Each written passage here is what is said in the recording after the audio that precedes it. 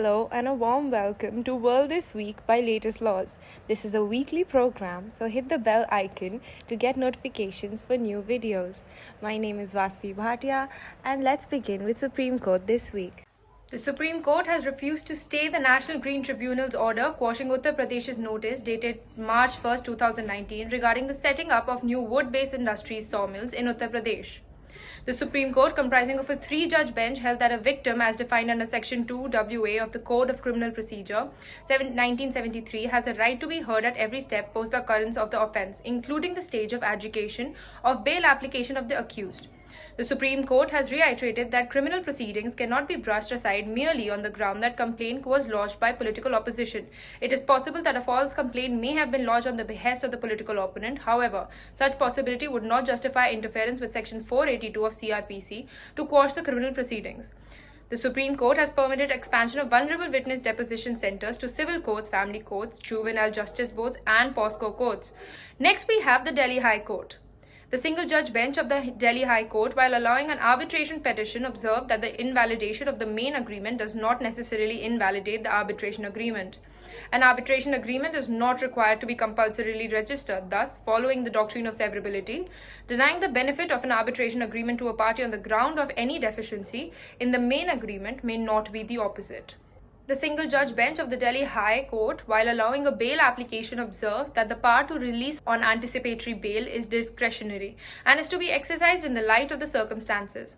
In each case, it was observed that personal liberty is a very precarious and precious fundamental right, and it should be curtailed only when it becomes imperative according to the peculiar facts and circumstances of the case. The High Court of Delhi observed that one of the speeches made by ex-JNUSU President Omar Khalid in Maharashtra's Amravati during the anti-CAA NRC protests was obnoxious, insightful, and unacceptable. The speech forms a part of the charge sheet the police filed against Omar Khalid and several others in connection with the conspiracy case in the 2020 Northeast Delhi riots. The Delhi High Court has held that denial of the conjugal relationship can be ground for divorce as it is tantamount to cruelty, but the same is an exceptional hardship and exceptional depravity under Section 14 of the Hindu Marriage Act 1955.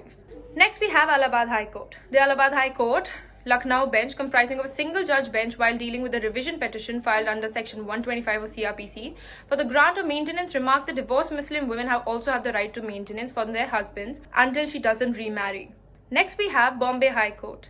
The Bombay High Court has ruled that non-custodial parent cannot be deprived of his or her right to spend quality time and enjoy the company of the children.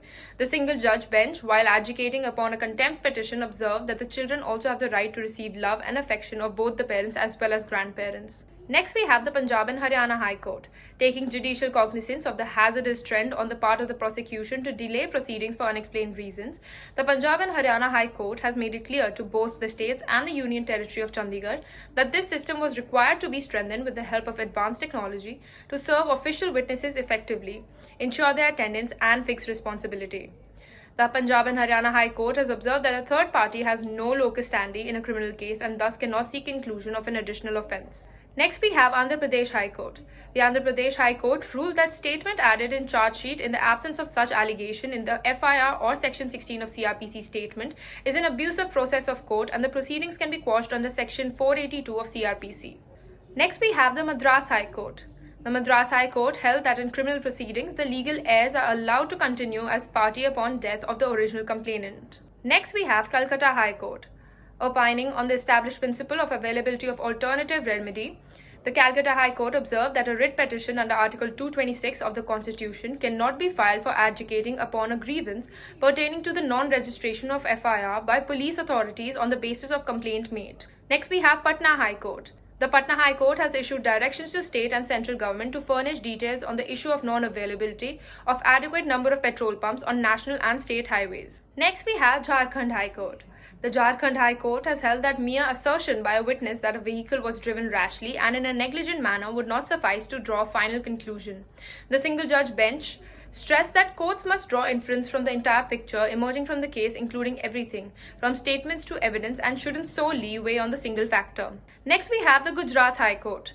The Gujarat High Court has disapproved of straying of cattle on the streets of cities and held that the private owners cannot disrupt publicly merely because they possess these animals.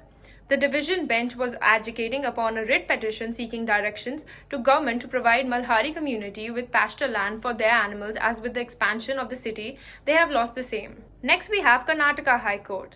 The Karnataka High Court has refused to quash the criminal case against a lawyer who allegedly threw a water bottle at a law intern and also threw her mobile phone. The complainant said that she was working with a law firm as an intern. An argument broke out when she requested an internship certificate and the advocate allegedly threw a water bottle at her, causing injuries to her. The intern filed a complaint for offences under Section 67 of the Information Technology Act and under the Indian Penal Code Sections 506, 509, 341, 324 and 354. The Karnataka High Court held that the properties which had been given in dowry or otherwise at the time of marriage of the daughter would be considered at the time of partition and shall be included in the suit of partition instituted by the daughter. Next we have miscellaneous news. Chief Justice of the High Court of Bombay, Dipankar Datta, called on advocates from the city to come up with suggestions to further improve the justice dispensation system. Speaking at a program organized by the High Court Bar Association, new body at Bar Room Number 1 at the High Court, the Chief Justice assured that their suggestions would be considered positively. A special POSCO court in Bihar, Sasaram, acquitted a man accused of raping a minor girl in 2019 after he married the victim as directed earlier by the court, and also ordered the state government to pay 1.25 lakhs in compensation to the new bride. The NLCT Kochi bench, comprising of Shyam Babu Gautam, technical member, and Ashok Kumar Bora, judicial member in the case of E. Iqbal and State Bank of India, held that when an application for the initiation of CIRP is pending before the NLCT, the initiation against the corporate debtor is not a prerequisite for maintaining the application. IBC filed under IPR against the personal guarantor of the corporate debtor. Finally, we have the international news. A UK court issued a formal order to extradite WikiLeaks founder Julian Assange to the United States to face trial over the publication of secret files relating to the Iraq and Afghanistan wars. A federal judge in Florida has struck down the Biden administration's mask mandate for airplanes and other forms of public transit, calling it unlawful. U.S. District Judge Catherine Kimball Mazerell said the National Public Health Agency has exceeded its legal powers in issuing the mandate. The U.S. Transit Authority said it would now no longer enforce mask wearing. Thank you and have a nice day. This is a weekly program. To get more information, check the description box, and to get weekly updates, like and subscribe to our channel.